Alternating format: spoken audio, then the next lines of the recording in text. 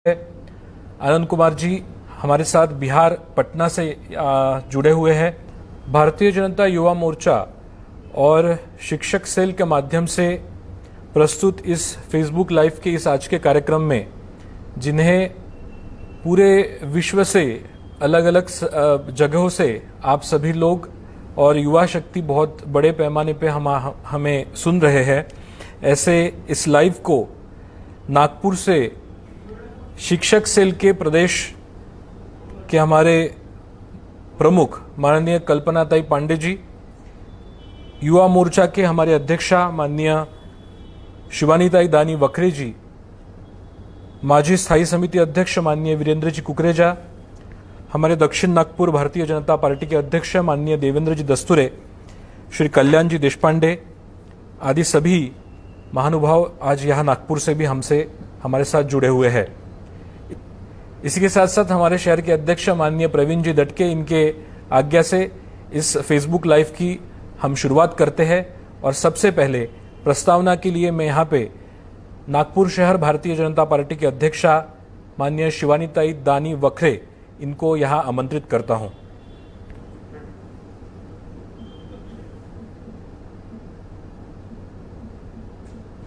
धन्यवाद केतन भाई, आप सबको सादर प्रणाम।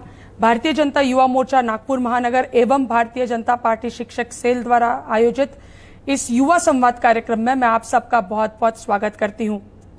गत कुछ वर्षों से नागपुर में 22 जुलाई ये दिन विद्यार्थी दिन के उपलक्ष्य में हम मनाते हैं। हम हर साल हर वार्ड या हर प्रभाग में जो विद्यार्थी 10वीं और 12वीं की परीक्षा उत्तीर्ण करते हैं, उनका सत्कार हम उनको एक जगह पर बुलाकर करते हैं और फिर उन्हें एक मोटिवेशनल स्पीच या फिर मोटिवेशन का एक कार्यक्रम करते हैं। लेकिन कोरोना की महामारी की वजह से जब हमारा केवल नागपुर, महाराष्ट्र देश ही नहीं पूरी दुनिया जब जूझ रही है, तो वो कार्यक्रम करना संभव नहीं होगा। तो फिर क्या करना चाहिए? तो फिर हमने इस युवा संवाद कार्यक्रम का आयोजन करने के बारे में सोचा। और जब युवा संवाद कार्यक्रम की बात आई और युवाओं को मार्गदर्शन मिलना चाहिए, युवाओं को एक प्रोत्साहन मिलना चाहिए, तो कौन मार्गदर्शन दे सकता है? जब इस पर हम चर्चा कर रहे थे तो केवल एक ही नाम सामने आया। वो नाम है श्री आनंद कुमार जी का। ये पटना से गणितज्ञ है जरूर, लेकिन सुपर 30 की शुरुआत इन्होंने 2002 में करी। स्वयं अपनी पढ़ाई ये परदेश में जाकर कर सकते थे, लेकिन कुछ पारिवारिक समस्याओं की वजह से जब ये चीज छूट गई तो उन्होंने यही सपना आने वाले छात्रों में देखा और 2002 में उन्होंने नींव रखी सुपर 30 की। IIT ये समान सारी परीक्षाओं के लिए विद्यार्थियों को इन्होंने तैयार किया। आज सैकड़ों नहीं, हजारों नहीं, लाखों लोगों को इनका मार्गदर्शन मिल चुका है।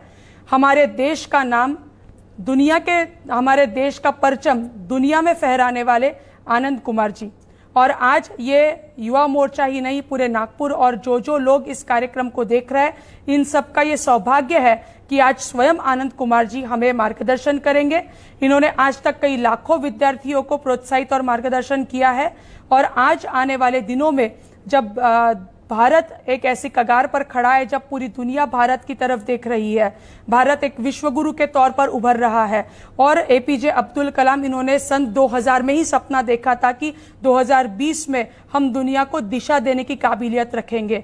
ऐसे में जब डेमोग्राफिक डिविडेंड का वरदान हमारे देश को मिला है, हमारे देश की औसतन आयु जब ये 27 से 29 है, ऐसे में हम युवाओं ने किस तरीके से तैयार रहना चाहिए, आने वाली संधि का कैसे हमने सोना करना चाहिए और इसमें हमारा योगदान भारत विश्वगुरु बनने में कैसे देना चाहिए, इस बारे में आज हमें आनंद भाई मार्गदर्शन करेंगे।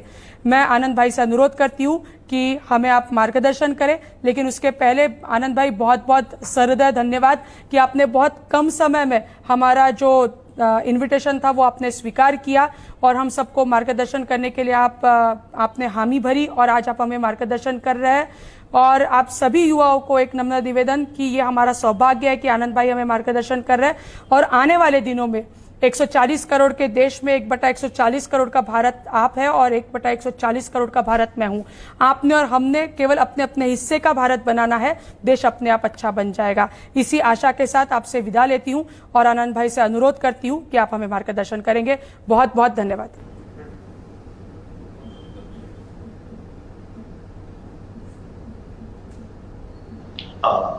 बहुत बहुत धन्यवाद जो आप लोगों ने इतना अच्छा मंच दिया। नागपुर आकर बोलने का। नागपुर आके बोलने का कहने का मकसद, टेक्नोलॉजी ने हम लोगों को इतना मिलने का मौका दिया, इसलिए विज्ञान को, टेक्नोलॉजी को हम लोग बहुत बहुत धन्यवाद देते हैं। सबसे बड़ी बात है कि नागपुर में जो आप लोगों से प्रेम बना है, जो व्यवहार बना है, उसकी बात ही कुछ और है।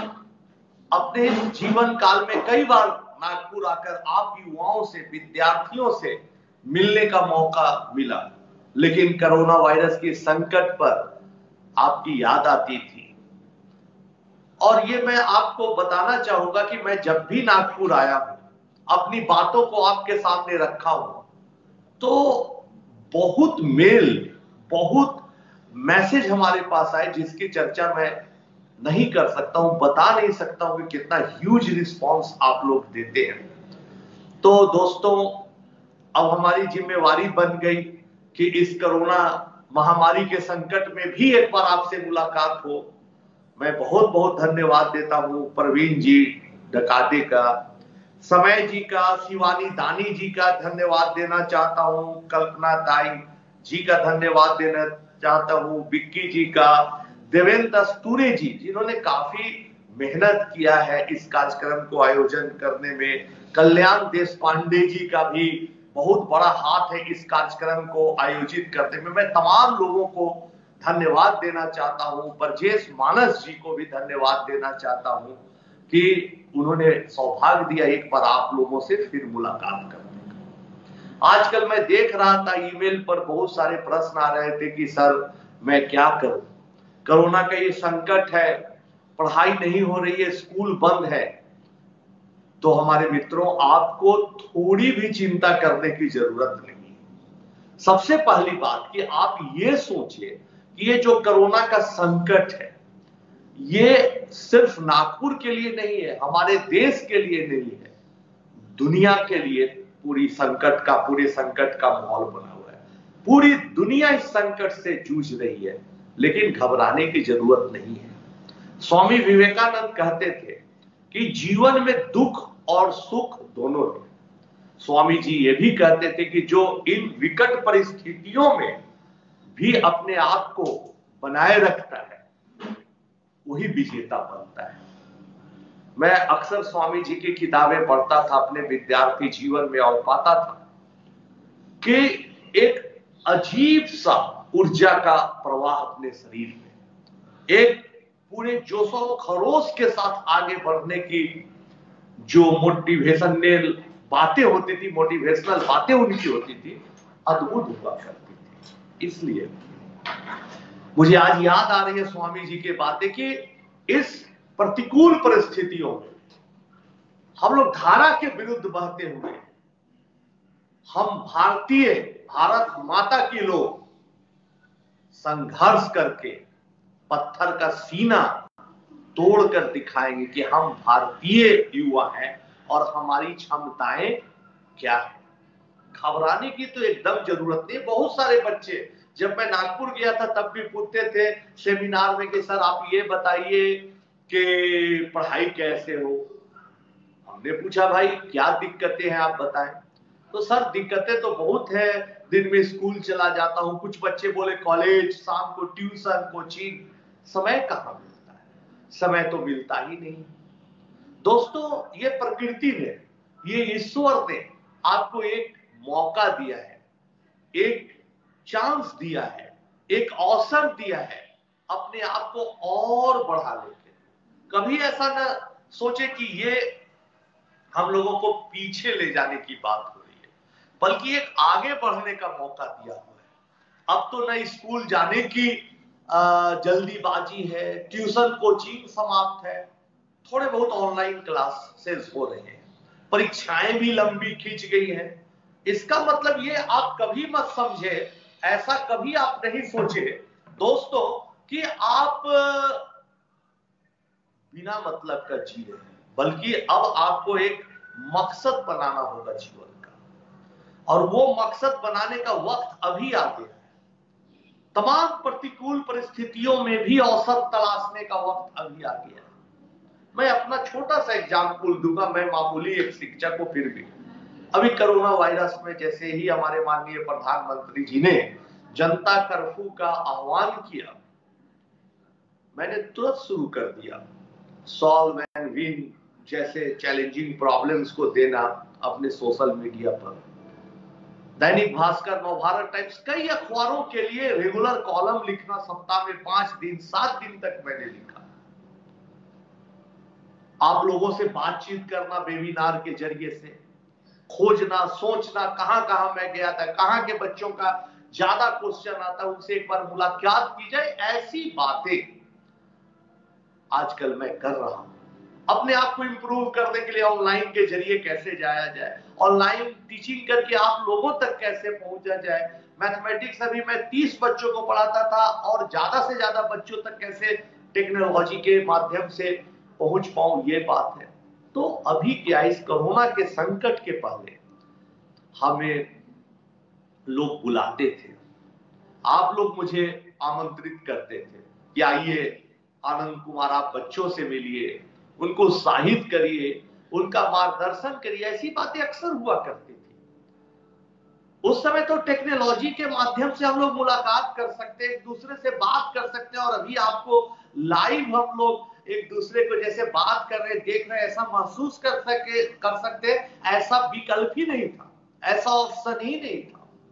लेकिन कोरोना संकट ने मौका दिया है लिखने का, पढ़ने का, टेक्नोलॉजी बढ़ा के दुनिया को छोटी करने का। तो ये बहुत बड़ी बात है। अभी हमारे संघ परिवार के कुछ लोग हमारे साथ अमेरिका के लोगों से हम लोगों ने बातचीत की, सेमिनार किया, वेबिनार किया। तो ये सब टेक्नोलॉजी के जरिए हो सकता है। तो मेरे कहने का ये मकसद है, मतलब है कि इस कोरोना संकट में आपके पास अवसर है, आपको अपने आप में बदलाव लाना होगा, सोचना होगा कि इस नए दौर में मैं क्या कर सकता, मैं क्या कर सकती, क्या ये जो मुझे समय मिला है, जिसकी शिकायतें होती थी कि भाई कॉलेज में टाइम और शाम को ट्यूशन में टाइम खत्म हो जाता है, तो अभी क्रिएटिव काम करने के लिए आपको टाइम मिला है, सेल्फ स्टडी करने के लिए आपको टाइम मिला है, अपने आप को समय के अनुसार बदल के टेक्नोलॉजी से जुड़ के ज्यादा लोगों तक पहुंचने का मौका मिला है। बहुत सारे युवा साथी पूछते हैं, ईमेल करते हैं, पूछते हैं कि सर मुझे डर लग रहा है, नौकरी चली गई या चली जाएगी, इस तरह का। नहीं, ऐसा कभी नहीं सोचे।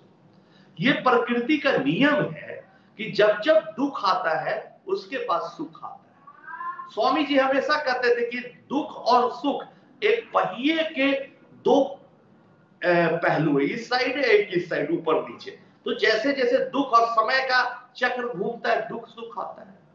तो अभी रात गहरी है, कुछ दिख नहीं रहा, लेकिन सवेरा तो होगा ही।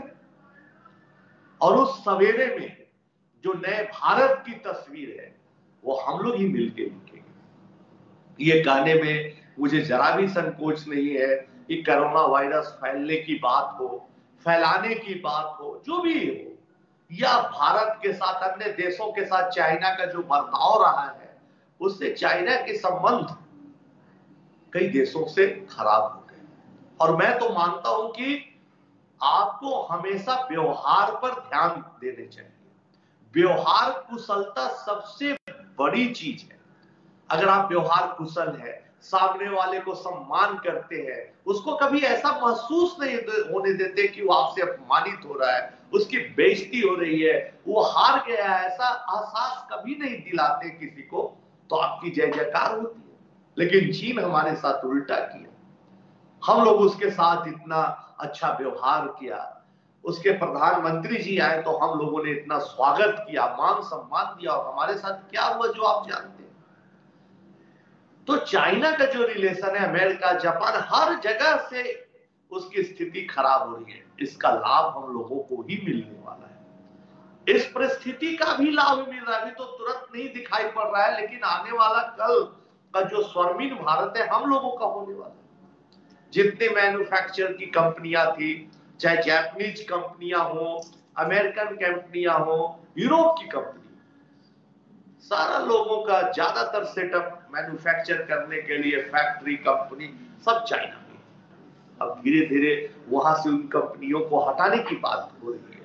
वो उनकी योजना है कि यहां से हटा के कोई ऐसे देश में ले जाने की बात हो जहां उद्यमी हो, जहां हमारी युवा साथी मेहनती हो। और वो कौन होगा? हम और आप होंगे। हमारे कहने का ये भी मकसद नहीं है कि हम लोग किसी विदेशी कंपनी के लिए काम करेंगे, नहीं, लेकिन किसी विदेशी कंपनी से मिलजुल कर काम करना, अपनी प्रतिभाओं को आगे बढ़ाना, मिलजुल कर रोजगार करना अच्छी बात है। तो हमारे देश में वो आ रहे हैं, उन लोग जमीन तलाश रहे हैं, कोरोना का संकट खत्म होगा वो आएंगे। तो फिर ये देखिए एक अपॉर्चुनिटी है, एक अवसर है। हमेशा हर खराब परिस्थितियों को कैसे अवसर में बदला लाए, यही तो जीवन का सत्य है, वही तो विजेता बनता है। अब देखिए, मैं ये महसूस कर रहा हूं कि आप लोग जो भी सुन रहे होंगे, ज्यादातर लोग सुपर 30 फिल्म देखी होगी, हमारी कहानी सुनी होगी, देखी होगी, समझी होगी, हमारे जुबानी भी सुनी होगी, अखबारों में भी पढ़ी होगी, फिल्म के माध्यम से तो और भी अच्छी तरह से देखने का मौका मिला। अब मेरा एडमिशन कैम्ब्रिज यूनिवर्सिटी में हो गया था। अच्छा अपॉर्चुनिटी, अच्छा अवसर, पढ़ के गणितज्ञ बनने का सपना, मैथमेटिशियन बनने का सपना तो साकार होने जा रहा था।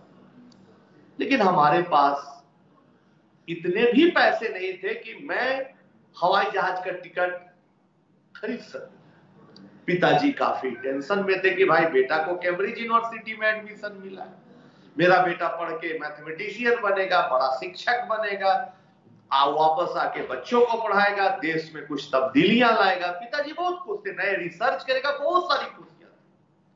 लेकिन धनाभाव ने उस खुशी को छीन ली और पिताजी को हम लोग उल्टे पिताजी को समझाते थे, माँ मेरा छोटा भाई पर जो साथ देता है, हम सब लोग के पिताजी अब बस इतना सोचिए, अरे आज नहीं कल फिर मौका मिलेगा, कल नहीं परसों मिलेगा, आने वाला टाइम में मिलेगा। अरे क्या है, हम अपने देश में ही पढ़ाई करेंगे, पटना में ही पढ़ाई करेंगे, आपको इतनी सोचने की आवश्यकता नहीं है। लेकिन पिताजी को हमेशा यह एहसास होता था कि हम अपने बेटे को नहीं भेजेंगे। अचानक एक दिन हम लोग खाना खा रहे थे, सडन हार्ट अटैक हो गया पिताजी इस दुनिया से चले गए। उस क्राइसिस, कोरोना से भी भयानक क्राइसिस था हमारे लिए, क्योंकि हम लोगों ने कोरोना तो धीरे धीरे आया, पहले चाइना, गल्फ, फिर दिल्ली, बॉम्बे करते करते छोटे शहरों तक पहुंच रहा है कोरोना। लेकिन उस समय तो पिताजी अचानक चल गए, जिसकी हम लोग आज तक कल्पना भी नहीं की थी। सडन क्राइसिस, अचानक एकदम अंधकार और शून्यता। कैसे निकले हम?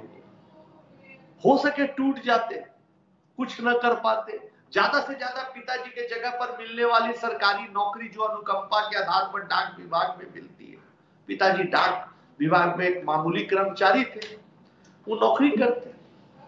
लेकिन हम लोग टूटे नहीं, क्योंकि हम लोग स्वामी जी के फॉलोअर हैं। हम लोग स्वामी विवेकानंद को पढ़ा है कि देखो साहस।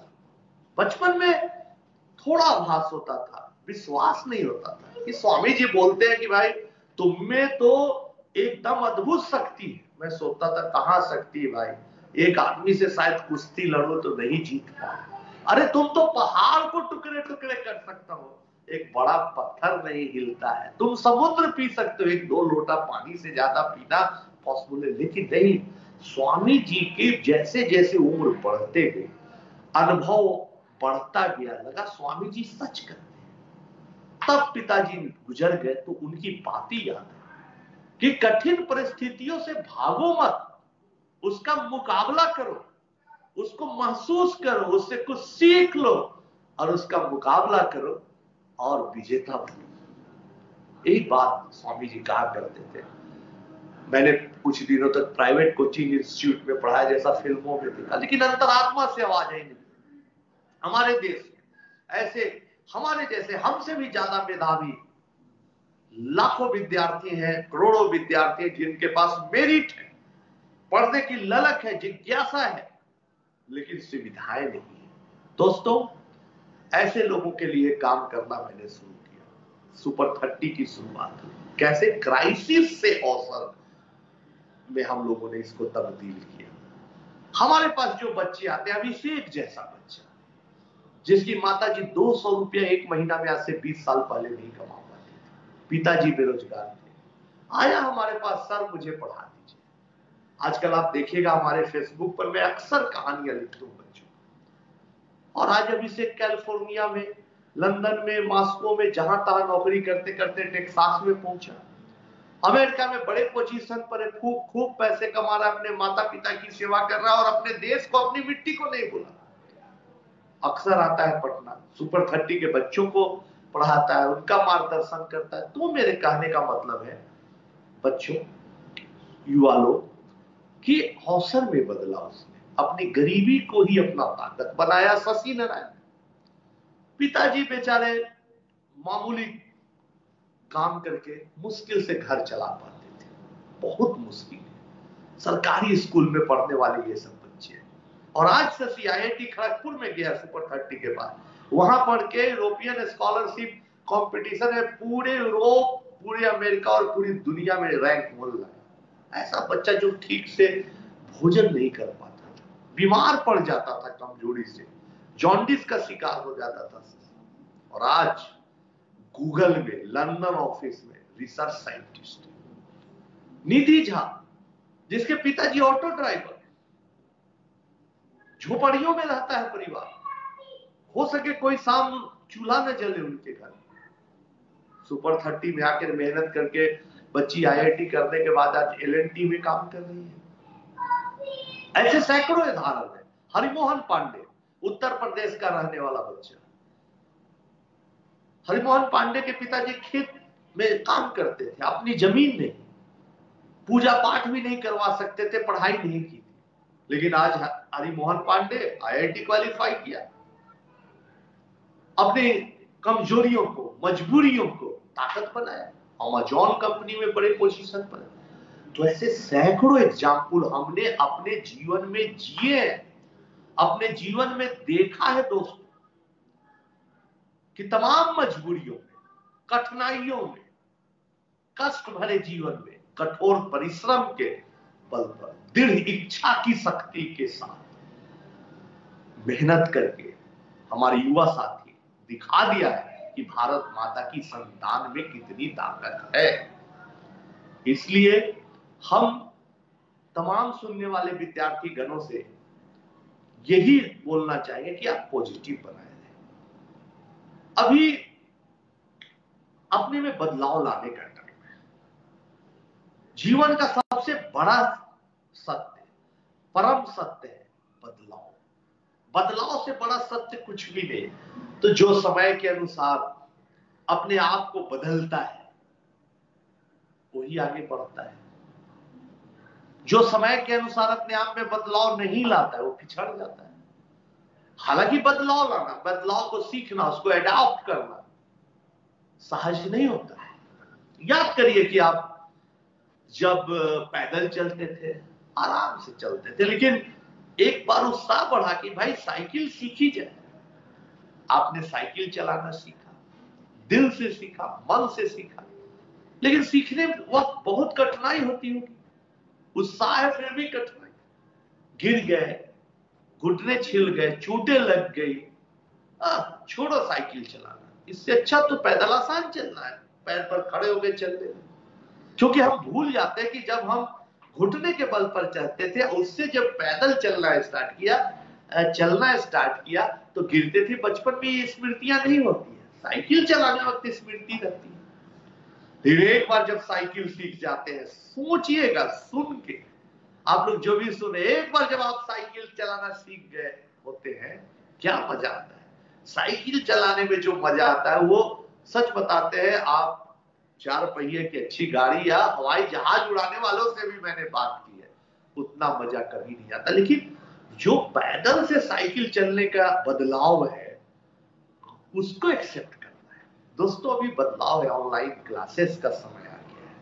अभी ऑनलाइन के जरिए आप हमसे सवाल जवाब करें, उसका समय आ गया है। समय बदला है, चीजें बदली है, हम लोगों को बदलना होगा, हम शिक्षकों को बदलना होगा। ऑनलाइन के माध्यम से कैसे अच्छे तरीके से पढ़ाई, इसका प्रयास करना होगा। इसके लिए हम लोगों को कोशिशें करनी होंगी। ऐसे कई चीजें हैं, बिजनेस का स्वरूप, पढ़ाई का स्वरूप, सब चीज का बदल गया। अभी एक प्रश्न आ रहा था कि आगे का भविष्य क्या होगा। मैंने बता दिया कि आगे का भविष्य हमेशा उज्जवल ही, इसलिए आप डरिए नहीं, बदलाव को स्वीकार करिए, मेहनत करिए, सब अच्छा होगा। अभी मैं कुछ प्रश्न देख रहा हूं, कुछ लोग पूछ रहे हैं कि सफलता का क्या मंत्र है। सफलता का कोई शॉर्टकट नहीं है दोस्तों, मेहनत, धैर्य, ये जो स्वामी जी ने कहा वही फार्मूले को लगाना है। बहुत लोगों को लगता है कि भाई सफलता सुपर 30 में 100% तक रिजल्ट हो जाता है, 80-90% तो रिजल्ट होता ही है, और बाकी बच्चे भी NIT वगैरह में चले जाते। क्या उसके पीछे क्या राज है, क्या हम लोग करते हैं ताकि इतने अच्छे परिणाम आते, इतना अच्छा रिजल्ट आता है, बताएं दोस्तों। अपने जीवन के आधार पर, सैकड़ों बच्चों को पढ़ाने के आधार पर जो हमने महसूस किया उसको फार्मूला के रूप में लिखा है। सफलता के 4 सूत्र, वो सूत्र आप कोरोना के भी संकट के दौर में आजमाएंगे, अपने आप को बहुत आगे पाएंगे। मैं दावे के साथ कह सकता हूं कि सिर्फ 1 साल, आज का तारीख डेट नोट कर ले और 1 साल आप मेहनत करें तो आप बहुत जीवन में आगे बढ़ जाएंगे। 1 साल बाद याद करेंगे कि आनंद कुमार ने बताया। ये 4 मंत्र इस तरह से है कि सबसे पहले आपको चाहिए सफलता के लिए प्रबल प्रयास, ट्रेमेंडस थ्रस्ट, प्यास होनी चाहिए, ललक होनी चाहिए कि मुझे करना है। अगर आप UPSC करना चाहते तो एकदम सोते जागते आपके मन में ये बातें आने चाहिए कि मुझे UPSC करना है। अच्छा वो सब्जेक्ट पढ़ना है, GK पढ़ना है, GS पढ़ना है, अच्छा वो आर्टिकल अभी मैं नहीं पढ़ा, वो हिस्ट्री का बातें मेरे दिमाग में थे।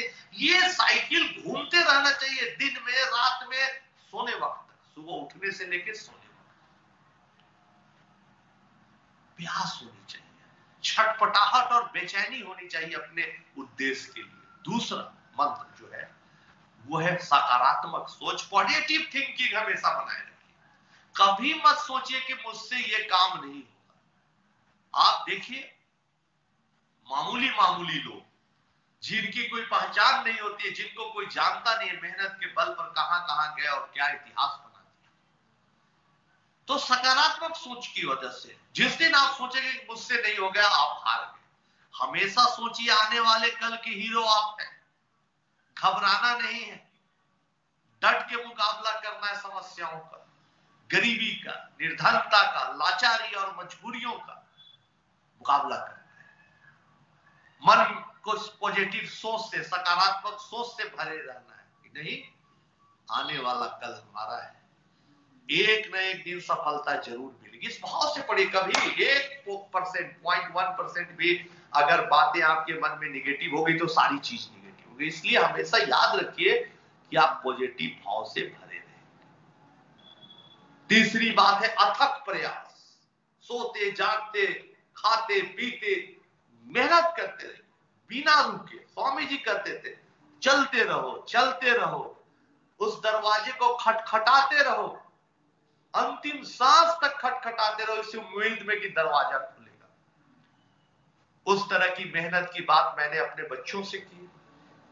बच्चे भी कम मेहनती नहीं, काफी मेहनत किया उन लोगों ने।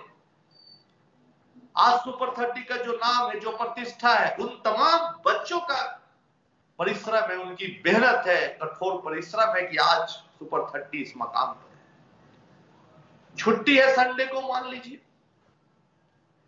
आज बुधवार है, मान लीजिए बुधवार है, आज मैं क्लास नहीं ले रहा है, कल्पना करिए, छुट्टी कर दिया बच्चे, आज छुट्टी है। सुबह 6 बजे के अच्छा चलते हैं, बच्चों से हॉस्टल में मिलते पढ़ते नजर आते हैं। दोपहर में जाता हूं, बच्चे पढ़ते नजर आते हैं। रात को भी कभी कभी 11-12 बजे जाता हूं, बच्चे पढ़ते नजर आते हैं। पड़ोसी बोलते भैया ये सुतता कब है, ये सोता कब है, बच्चे सोते कब है, बच्चे कब सोते हैं पता नहीं। इस तरह का मेरा अथक प्रयास।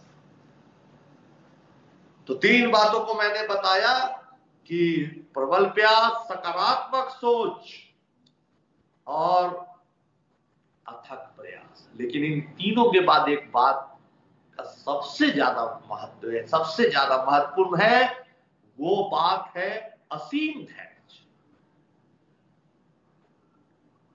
ग्रेट पेशेंस, आपको धैर्य बनाना होगा। बहुत बार आप मंजिल तक पहुंच के रुक जाएंगे, लगेगा अब अंधकार है, नहीं होगा। बहुत बार हम बच्चों को प्रॉब्लम देते, जाओ ये प्रॉब्लम बना के लाओ, बच्चा बना के लाता है, सर नहीं हो रहा है, आप बोले तो हम बनाए लेकिन गलत हो रहा है, नहीं आंसर तक नहीं पहुंच रहे। हम कहे भाई एक बार और जोर लगा, नहीं सर बड़ा टफ प्रॉब्लम है। टफ तो है, जीवन ही टफ है, तुम बनाओ। 2 दिन 4 दिन बाद बच्चा आता है, कहता है कि भाई बना रहे हैं, नहीं बना सर, हमसे किसी भी हालत में नहीं बना। अब लगता है कि नहीं बन पाएगा, हम हार रहे हैं सर। अब कि नहीं, यही तो जीवन है कि रात जितनी गहरी हो रही है, रात जितनी अंधेरी हो रही है, सवेरा के तुम उतने नजदीक हो रहे हो। एक बार और जोर लगा के बच्चा बनाता है और सवाल बन जाता है। इस भाव से आपको भी मेहनत करनी है, इस भाव से भी आपको लगना होगा। देखिए आने वाला कल आपका ही होगा, आने वाला कल इस भारतवर्ष का ही होगा और दुनिया हम लोगों को याद करेगी। दोस्तों एक बात और बनाना चाहता हूं, कुछ सवाल आ रहे थे कि भाई पॉलिटिक्स में जाना चाहिए या नहीं। एकदम जाना चाहिए। अगर आपका स्किल पढ़ाने का है तो मैं मास्टर हूं, मैं टीचर हूं, हमारा पॉलिटिकल स्किल नहीं है। मैं राजनीति में नहीं जाना चाहता हूं, मैं पढ़ाई के माध्यम से शिक्षक बन के ही समाज को बदलना चाहता हूं। कोई फुटबॉल प्लेयर है, अच्छा फुटबॉल खेल के ही देश को सम्मान दिला सकता है। कोई अच्छा डॉक्टर है, लोगों की सेवा करके ही लोगों को आराम दे सकता है, समाज सेवा कर सकता है। लेकिन जिसमें राजनीतिक स्किल है, जिसकी महत्वाकांक्षा है कि हम राजनीति में जाके समाज में बदलाव लाए, उसको जाना चाहिए। मैं भी और क्वेश्चन काफी देखा, लोग पूछ रहे थे मुझसे ये बात, अभी चर्चावश में देख रहा हूं कि सर आने वाले समय में आप सुपर 30 को क्या करेंगे। सुपर 30 को मैं बड़ा करने जा रहा हूं। अभी जो बच्चे पढ़ रहे थे, सभी कोरोना संकट पे बैच चला गया, उसके बाद तो खाली ही है, नया बैच तो आया नहीं। लेकिन इस कोरोना के संकट के बाद मैं एक स्कूल खोलूंगा, बड़ा सा आवासीय विद्यालय जैसा, जिसमें बच्चों को क्लास 6 से लेकर 12 तक पढ़ाने का प्रयास करूंगा, रखकर फ्री में, उसी तरह से जैसे सुपर 30 का पढ़ाता था। और साथ साथ ऑनलाइन के भी जरिए आपके साथ जुड़ूंगा। तो ये सब हमारी योजना है और ये कोई जरूरी नहीं है कि आज मैं आया फिर नहीं मुलाकात होगी। हमारा यकीन है, हमारा देश भी प्रयासरत है, जल्दी से जल्दी इस साल के अंत तक तो पक्का है, पूरी उम्मीद है मुझे कि कोरोना वायरस का टीका निकलेगा। तब तक हम लोग उसके पहले थोड़ा घर में रहें, घर में रह के क्रिएटिव काम करें, बढ़िया काम करें, कुछ पॉजिटिव थिंकिंग करें और जो हमने 4 मंत्र बताए उसको फॉलो करें जब कोरोना वायरस का दौर खत्म हो जाएगा। क्योंकि ये सृष्टि का नियम है कि जिसकी भी शुरुआत होती है उसकी समाप्ति भी होती है। कितनी भी रात गहरी अंधेरी हो, सवेरा होना ही है, ये समय का नियम है। इसलिए फिर दिन सुनहले आएंगे, फिर आप लोग मुझे बुलाएंगे, फिर मैं नागपुर आऊंगा, आप लोगों से बातें करूंगा, आप लोगों के सवालों का जवाब दूंगा। इसी दिन का मुझे इंतजार है। आज मैं धन्यवाद देना चाहता हूँ तमाम लोगों को एक बार फिर से, जो आप लोगों ने मुझे इस कार्यक्रम में बुलाया, इतना मान सम्मान दिया और इस प्रोग्राम में आके, इस कार्यक्रम में आके हम बच्चों से बात करके, विद्यार्थियों से बात करके, देश के तमाम ऊर्जावान नौजवानों से बात कर, मैं आज अपने आप को ऊर्जा से भरा महसूस कर रहा हूं, जो हमारी बातों से भी आपको लग रहा है। इसलिए मैं आपको ये बताना चाहूंगा कि ये सिलसिला जारी रहेगा। आप लोगों पढ़िए, लिखिए, मेहनत करिए, कुछ समाज के लिए नया करिए, गिव बैक टू सोसाइटी दीजिए, भारत माता के लिए सोचिए। देश हमें देता है सब कुछ, हम भी तो कुछ देना सीखे। अभी कोरोना संकट में भी मैं चलते चलते ये बताना चाहूंगा कि आपको देने के लिए बहुत कुछ है। कैसे आप कोरोना पीड़ित की मदद कर सकते हैं, कोरोना के चलते जो गरीब तबके के लोग हैं उनको कैसे खाना दे सकते, उनकी मदद कर सकते, कुछ रोजगार के नए तरीके सिखा सकते, बहुत कुछ है। कोरोना संकट में भी, कोरोना संकट जैसे ही खत्म हो उसके बाद एक नए भारत का निर्माण होगा, उस नए भारत के निर्माण में भी आपकी जरूरत है। तो आप देश के लिए तैयार रहे, क्योंकि सच है देश हमें देता है सब कुछ, हम भी तो कुछ देना सीखें। और जितना आप दीजिएगा, जितना लोगों को आप करिएगा, उतना आपको उतनी खुशी आपको मिलेगी। आज का दिन बहुत अच्छा है। देवेंद्र फडणवीस जी एक अच्छे युवा तुर्क है, नेता है, और उन्होंने समाज में तब्दीलियां लाने के लिए काफी प्रयास किया है। मुझे उनका हमेशा प्यार सम्मान मिला है। हमारी किताब आई बीजू मैथ्यू शायद, उसका लोकार्पण के लिए जब हम लोग बॉम्बे गए तो उन्होंने लोकार्पण का समय दिया और हमारी किताब का लोकार्पण किया। फिर उसके बाद जब हमारी फिल्म आई तो उसको टैक्स फ्री किया, घोषित किया, मुझे बुलाया, चाय पिलाई, मान सम्मान दिया। तो आज उनका जन्मदिन है।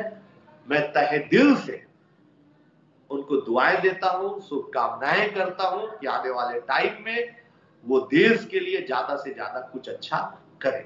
तो दोस्तों फिर से एक बार सभी लोगों का, तमाम आयोजकों का दिल से धन्यवाद। बहुत मजा आया, आपको भी मजा आ रहा होगा, ये मजा आएगा। और मैं वादा करता हूं कि इस कोरोना क्राइसिस के बाद मैं जरूर नागपुर आऊंगा, मुझे इंतजार रहेगा आपके आमंत्रण का। बहुत बहुत धन्यवाद।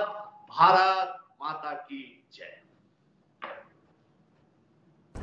धन्यवाद आनंद जी, आपने आज यहाँ पे हमारे इस फेसबुक लाइव के माध्यम से नागपुर के ही नहीं तो हमारे फेसबुक लाइव के माध्यम से जुड़े हुए लाखों युवाओं का आज आपने मार्गदर्शन किया है और बहुत ही अभिनव तरीके से आपने हम सबको प्रेरित किया हुआ है।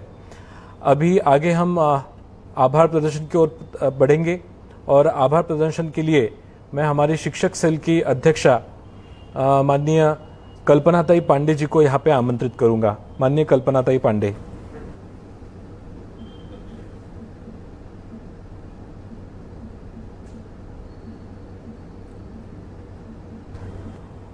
धन्यवाद आनंद जी। मैं आभार ज्ञापन हेतु यहाँ उपस्थित हूँ आप सबके सन्मुख।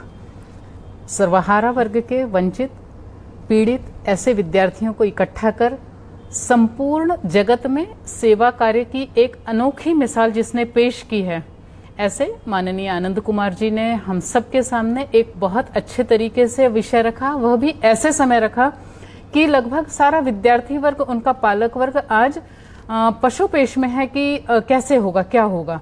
और इसलिए इन सब लोगों को एक मानसिक संबल देने का एक आपने अपने उद्बोधन के मार्फत जो हम तक विषय पहुंचाया है, निश्चित रूप से मैं आपकी बहुत बहुत आभारी हूं। आनंद कुमार जी के लिए आभार। दरअसल हम आपके जो ज्ञान है, आपका जो सेवा कार्य है, इस कार्य के निश्चित रूप से सब तरफ यह कार्य हम फैला सकें। आपने जिस तरीके से विद्यार्थियों को उद्बोधन किया है उसके लिए मेरे पास शब्द नहीं है।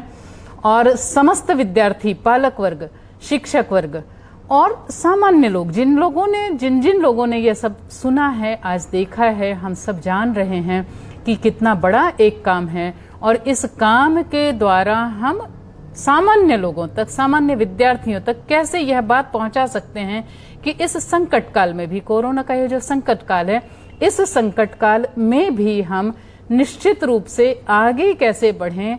यह जो संकट है इसका हम अवसर में रूपांतर कैसे कर सकें और आगे हम अपने जीवन को बहुत ही सकारात्मक दृष्टि से आगे कैसे बढ़ा सकें। आनंद भाई, आपने बहुत सुंदर मार्गदर्शन किया। निश्चित रूप से आप इतने सालों से सुंदर काम कर ही रहे हैं। फिर से आपने एक बहुत उत्कृष्ट ऐसे सेवा कार्य का यहाँ हमारे सामने लेखा जोखा रखा है। युवा मोर्चा, शिक्षक प्रकोष्ठ, संपूर्ण लोगों की तरफ से ये जो टीम है जिनके मार्फत हम आप तक पहुंच रहे हैं, जिन्होंने ये नेटवर्क उपलब्ध करके दिया है, पालक वर्ग, शिक्षक वर्ग, विद्यार्थी वर्ग, सबकी मैं बहुत बहुत आभारी हूँ। धन्यवाद। नमस्कार।